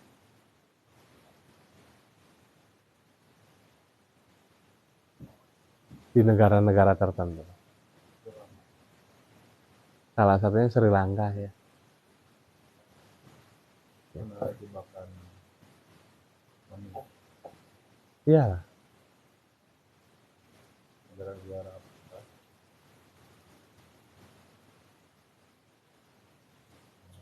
Bentar lagi Indonesia. Gara-gara teman-teman berpikir saya bisa bayar hutang kok. Ah gampang. Dapat promo beli HP tanpa DP. Tulisannya 0,03%. Bunganya. Tapi teman-teman tahu nggak? Ada kewajiban teman-teman untuk membayar hutang ya. Mau tidak mau yang namanya hutang itu sangat tidak disukai sama uang.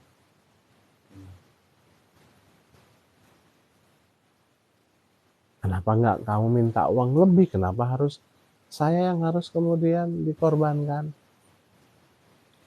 Kalau versi uang, kalau versi manajemen,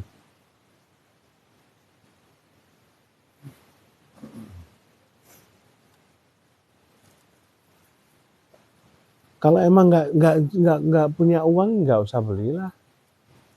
Akhirnya kan menjadi beban. Emang nggak makan nasi kah? Nggak beli rokok, nggak beli bumbu, nggak ngasih bekal anak. Akhirnya kan tambah over. Kelimpungan teman. Akhirnya ada rasa stres dikejar-kejar hutang. Psikis kena. Daya tarik untuk uang ngaco. Ya kalau PNS Pak. Bunuh diri. Nah gitu.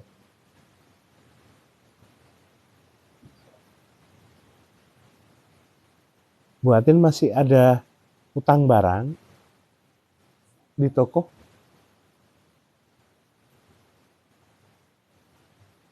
Sistemnya kayak gimana itu? Kalau misalkan nggak kebayar, harus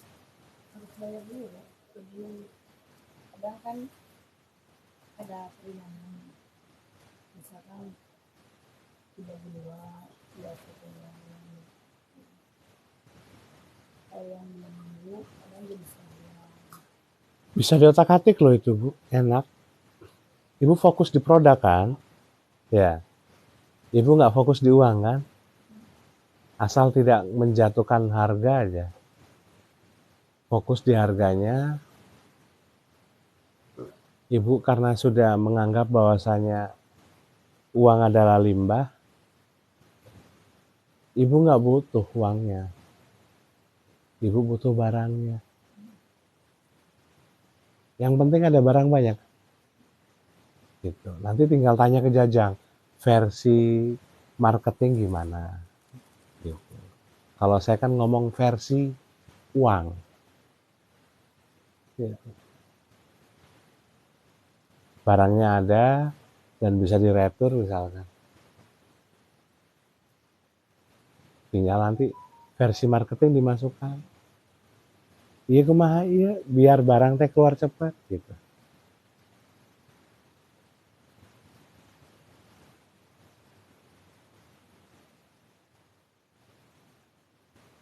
Iya.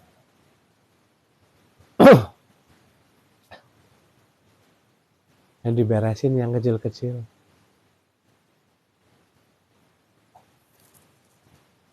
Lebih enak mana utang yang berindil-berindil atau uang satu tempat?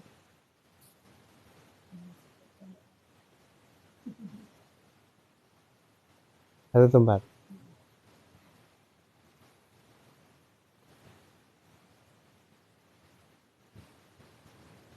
Kalau berindil-berindil terlalu banyak tempat.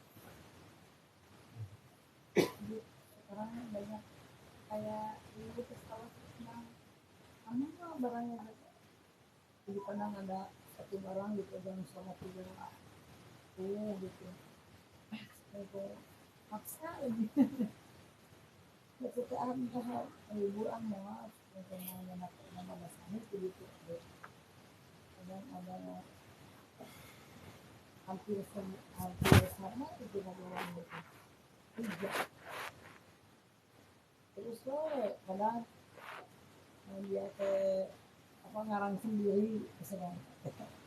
Kadang nggak tahu kan diterima sama ibu, diterima gitu kalau si bapak kalau diai dan tahu atau tidak ini ngomongnya anak gitu kan masih belum ada sampai dia lah.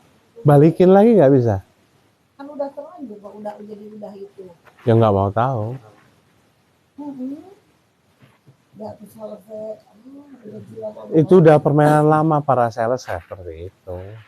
Kayak ibu maaf, lah dia juga. Yang ngerusak siapa? Ibu lah.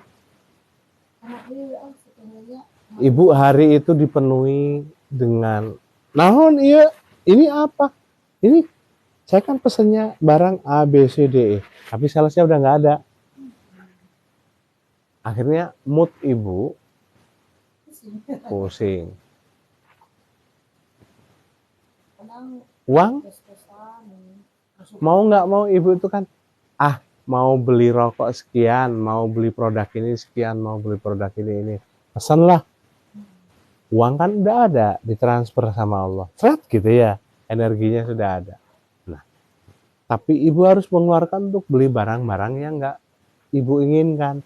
Mau tidak mau, tidak amanah ibu ke uang. Kalau saya biasanya langsung nggak mau, udah saya packing lagi, saya taruh.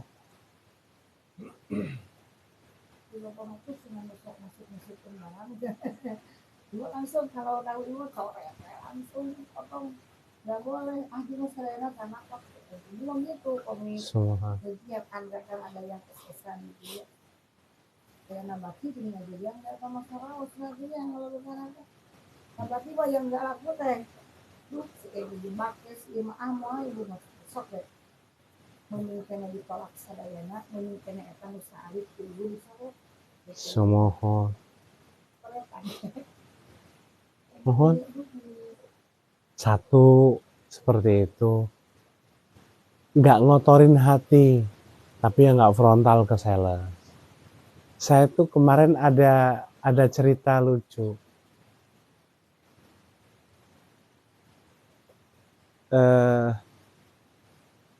Istri saya didoakan sama orang-orang apa itu? Kurir JNT, JNE, pokoknya bukan Cinta Raja, Antaraja dan lain-lain. Itu ngomong ke pembantu. Waktu pengantaran tuh sama kurirnya nyampe nya. Nah, ngirim barang. Akhirnya mereka ngerumpi, ngobrol dengan pembantu, mendoakan, ketawa-ketawa aja gitu. Ya Allah, alhamdulillah gara-gara kayak gini kita ada kerjaan ya. Tiap hari nganterin barang ke rumah ini. Jadi masuk ke poin dia kan dia Bu ya gitu. Didoakan we sing seueur rezeki gitu bla bla bla. Yang banyak uang, yang banyak ini. Nah, moga-moga ibu teh bisa belanja tiap hari gitu. Nah, kebayang gitu ya. Walaupun barang receh-receh kan.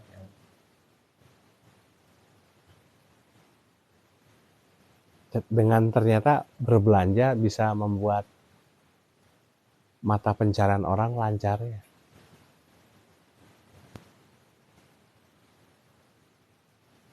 Kecuali ibu punya akad gitu tah. Saya pesan ini, nanti saya kasih spare uang sekian ratus itu untuk beli barang-barang yang memang nggak saya pesan. Sekalian ngebantu, misalkan. Tapi jangan berhati malaikat kayak gitu dulu lah. Bisi berhati malaikat gitu. Kalau dulu mah di Kudang, Tapi ngerundel di belakang. tempat pelemparan barang. Kalau di Kudang, pelemparan barang aku buatin. Ya emang kalau ada uang mah. Nah kayak gitu sih. Saya ngelihatnya teman-teman ya perlu belajar tentang dunia uang, memahami uang itu siapa. Uang itu perempuan, berjenis kelamin perempuan. Jadi perempuan itu susah untuk dipahami. Jadi yang lembut ngadepin uang, Yang sabar, yang sabar. yang royal. Yang royal. Perempuan suka dikasih hadiah, berarti uang suka diberikan hadiah sebagai hadiah. Iya. Ini berapa itu harganya? 100. Ya. Iya, 50 buat AA. Gitu kan? Beda, Pak. Oke. Ada yang ditanyakan lagi? Kalau bisa dulu Pak, berapa Pak? Bahkan ada yang biasanya kayak gitu. Ini ditawar sama ibu teh. Kalau ingat Pak asik ya. Makanya gitu dia menawarkan enggak itu. Tapi kadang ya sekolahnya nah kalau 1.000 kilo misalkan dari 1.200 ke 1.300. Tapi ibu udah emang beras 1.000 kadang belum gitu gitu ya. Tapi caranya tuh ibu tuh menawar dulu. Tapi pas uang mah enggak ditawar uangnya pas ngasih uang. Kadang ibu suka gitu kan. Ya, keceplosan. Perempuan suka nawar, kalau nggak nawar nggak enak. Ya nggak apa-apa, asal tetap uangnya segitu. Kadang ada kembaliannya gimana? Pokoknya kembaliannya nah kadang malah tuh dulu kan kamu begini. Tapi osok yang namanya rawis gitu. Perempuan, Bu. Nggak tahu kalau Bunia ya. Perempuan tuh, Bu. Nah, kalau bapak tuh orang belanja gitu ya, cepet bener. Karena cepet langsung ke rumah udah. Ya. Kan sok kebuatin beli Salah satu pancingan uang itu, ngemancing uang, salah satunya yang kayak itu. Saya ajarkan ke Mas Haris juga. Kamu usaha, kamu punya ini, setiap ada orang yang datang nawarin sesuatu, beli gitu. Walaupun cuma satu. Kalau harganya nggak masuk akal, nggak usah ditawar. Atos, tawarin aja, Bapak udah makan gitu. Kopi Pak, gitu tak. Mau ngopi Pak, mau ngerokok gitu ya, selesai.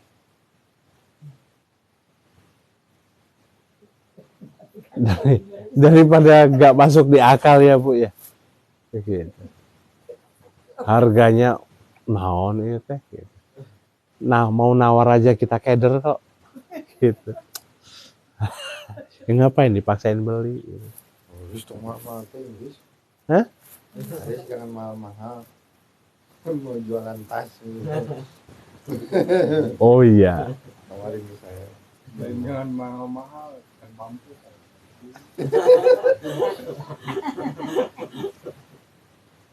Berarti lain market. aktifannya pay later ya, Shopee later ya. Namun mampu mau mal ditawar. Belum duit. Oh, gitu. Dari berapa? Limbah nawa. Ah iya. Terus Mama di tahu sih. Wah, mau bisa. Itu sok peminawi banyak mau nawar. Saya kayak gitu. Oh, di tahu sih. Sok itu mau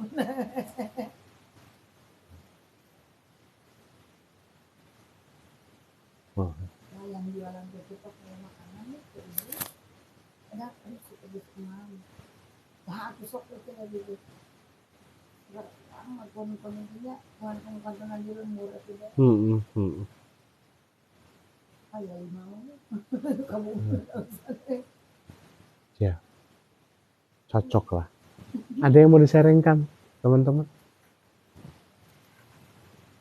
Yang online udah nggak ada yang nanya. Belum ada lagi.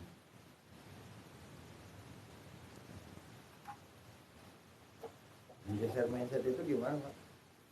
Ngegeser mindset apa? Ya, tadi dari kebutuhan ke limbah gitu. Kebutuhan ke limbah. Kadang-kadang kita masih dipusingin dengan uang itu Pak. Case-nya gimana?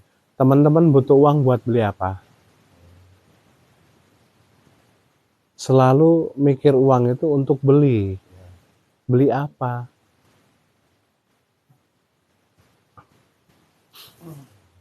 Untuk apa gitu. Kalau saya nanya ke anak-anak, ya minta uangnya buat apa? Gitu. Akhirnya mereka, ya mau wafer. Nah, kalau saya nggak ada stok, ya saya kasih uang. Sok beli sendiri. Karena saya nggak membiasakan. Saya ngajarin mata uang, nilai uang, dan lain sebagainya. Tapi saya tanamkan ke mereka, uang itu limbah. Nggak bisa kamu makan kan? Nggak bisa kamu jual lagi kan? Bagi saya. Mau enggak saya punya uang 10 ribuan? Saya jual 20. Enggak ya? Kalau saya punya barang, harga saya beli 10.000, bisa lah naikin 12, 15. Apalagi kalau udah jadi tambahan panerosan ya. Itu jadi 15 lah. Ya mau jadilah.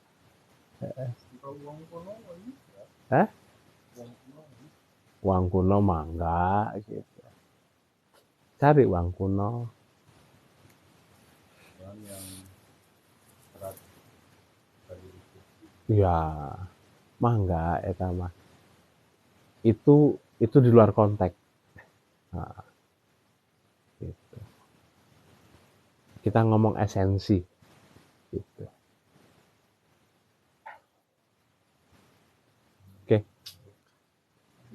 kalau Limbah, gini limbah, limbah. kayak kalau kalau ada uang besar gitu dibilang gitu ini bikin ini suka ngobrol sama si bapak nanti bapak kalau ada uang ada besar mah gitu di rumah bisa gitu iya kayak gitu. Kenapa harus nanti kalau ada uang? Jadi mungkin ada nanti nggak ada boleh nggak boleh ada. Pak, ini nanti dirubah kalau ada uang. Pak, perencanaannya nanti teh ya digeser ya. Kebutuhannya berapa? Sekian. Udah, beda Bu. Nanti kalau ada uang. Yang ada kalau ada uang. Uang juga nanya. Bener nggak sih? Serius nggak sih ini? Gitu. Nanti jangan-jangan pas ada uangnya nggak digeser gitu ya gitu. Kacau. Saya nanya Pak, Iya. Gus, yang kita disarankan beli rempah, apa itu partai banyak untuk dijual kembali atau sekedar buat disimpan? Pakai lah, Zabarizan. pakai. Mau dijual juga nggak apa-apa. Tapi selalu yang saya tahu dari tradisi orang-orang Jawa yang saya diajarkan kakek-kakek saya. Terus kemudian saya juga punya referensi teman-teman dari China. Mereka itu selalu nyetok rempah. Sehingga nggak berkekurangan rempah.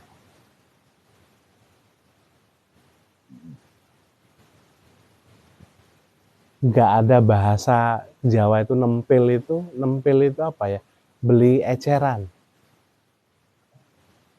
Yang saya tahu, makanya saya tidak pernah belanja ke pasar Singaparna sekarang karena mending beli rempah itu langsung ke pusat rempah. Shopee gitu ya. Shopee dia jual rempah gitu. Ternyata hasil rempah-rempah Shopee dengan pasar Singaparna jauh beda. Kemasakan juga nggak asik. Saya beli asem daripada beli pasar Singaparna. Asem Jawa dengan asem Jawa Tengah beda. Sama asem Jawa Barat nggak enak. Karena lidah saya cocok dengan asem Jawa Timur, ya saya beli dari Jawa Timur. Stok banyak. Di situ kan akhirnya jadi rujukan. Oh, Bang Rempah siapa nih? Gitu. Tetangga atau siapa? Ah, ngadu iya. Ayah. Nah, dikasih.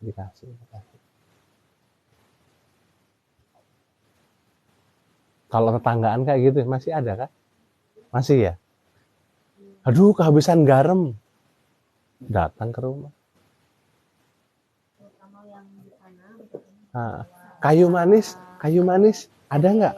Ah ya, kata orang-orang nggak mungkin nggak ada di sana mah. Gitu. Kalau habis Oh, gitu. Dari Rancapaku telepon gitu. Ada, sok digosenin gitu. Nah gitu. jadi rumah kalau ada yang di ada mungkin ada iya secara yang kadang yang udah di blender kan di rumah jadi langsung susah kadang seperti itu kalau Jadi hadirkan posisi kita itu tidak terlalu banyak memegang limbah. Tapi mewujudkan limbah itu menjadi sesuatu yang kemudian banyak bermanfaat. Ada pos-pos untuk ya ke tekstil, ada ke emas, ada ke rempah, ada yang ke tanah dan lain sebagainya. Mana? Langsung gitu.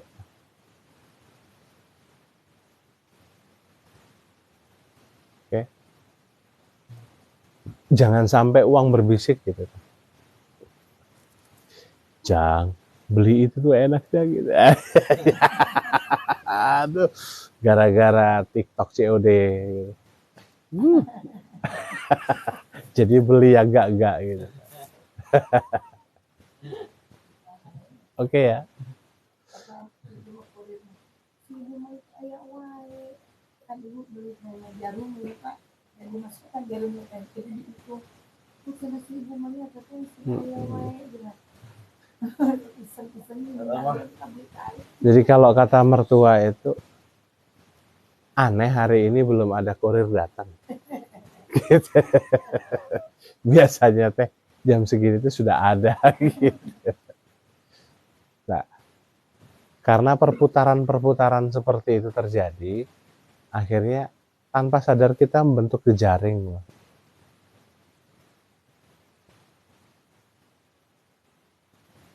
Ya. Sampai banyak juga yang kemudian toko-toko itu toko kok toko online shop atau siapa saja yang jualan itu nge-WA minta nomor WA-nya gercep gitu. Akhirnya ngasih bonus banyak. Ini.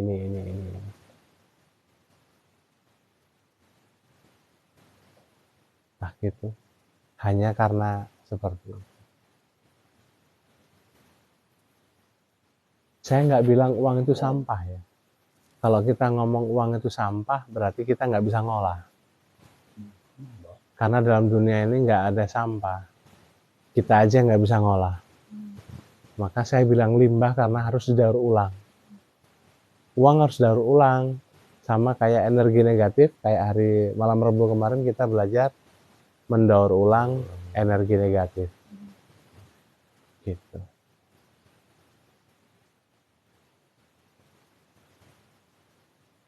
Jadi kalau ada uang jangan anggurin ya. Nanti kalau buat bayar itu minta lagi lah. Yang penting udah pos-posin. Jangan ekstrim. Ada yang udah tahu kayak gitu langsung ekstrim dia. Udah habisin aja hari ini. Semuanya. Pas besok stres. Gimana ini teh? Aduh gimana? Oh yang penting gitu. Saya nggak ngomong orangnya. Ya. Kadang apa yang saya obrolin persepsinya berbeda nih.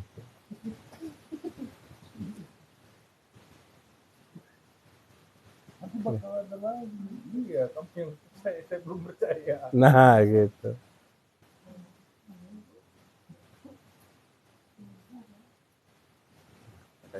Saya lebih baik menolak orang yang mau berhutang daripada saya harus mencoceng dari pos. Gitu. Karena pos-pos itu saya nggak mau bergantung harapan ke orang. Udah ada nggak? Udah ada nggak? Sampai di sini bikin ruwet. Sejak kapan saya bergantung ke orang ya? Ngapain gara-gara uang segitu saya harus dipusingkan dengan menagih. Ah, udah nggak usah bab yang itu. Akhirnya sudah. Ketika saya pegang uang dan itu udah nggak jadi apa-apa, saya nggak bawa dompet ya. Saya ada tulisan hadiah. Dompet ini itu klip untuk misalkan umroh. Dompet ini untuk tanah. Dompet ini untuk apa. Sampai ada dompet yang satu sisi itu tulisannya hadiah. Berarti bukan uang saya. Yang uang bisa saya keluarkan dengan uang sedekah beda lagi. Gitu. Oke.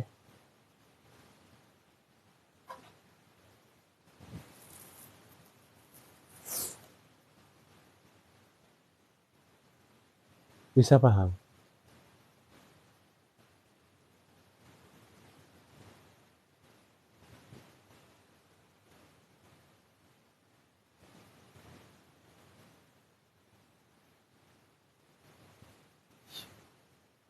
Sudah ya? Jam berapa sekarang? Lah udahlah. Gitu aja. Tolong diterapkan. Aplikasiin.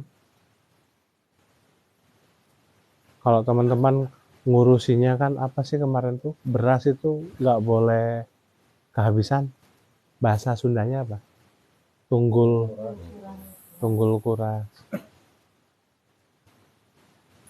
Kenapa nggak ke yang lain juga?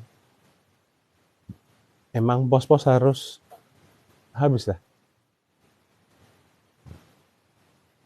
Emang hidup teman-teman hanya buat makan.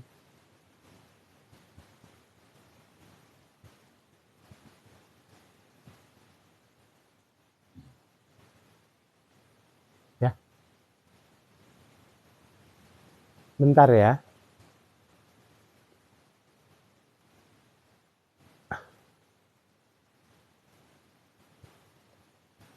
Udah. Nggak ada pertanyaan. Udah. Beli ya. Risma punya emas. Dia deh. Dia tuh. Beli lagi dah. Bunyi banyak. Stok emas.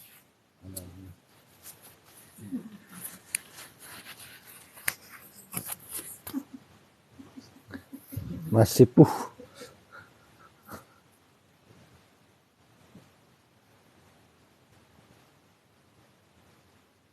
Moga-moga yang sedikit itu bisa dilupa.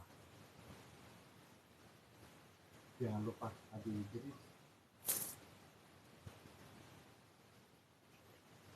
Baik teman-teman, untuk malam Jumat sekarang dicukupkan sampai di sini dulu. Tidak seperti biasa memang, cuman pembahasannya tinggal banyak hal yang harus kita praktekkan. Bentar.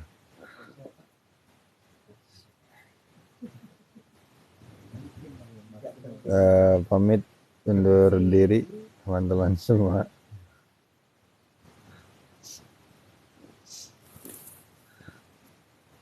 Sampai jumpa di live berikutnya.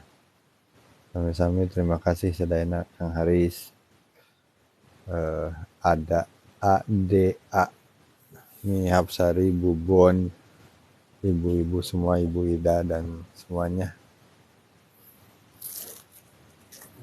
Semoga semakin baik. Assalamualaikum warahmatullahi wabarakatuh.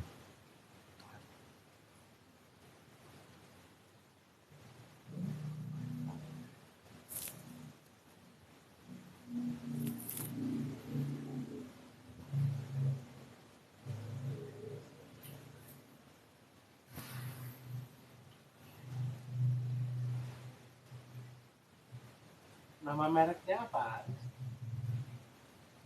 Mau Sway?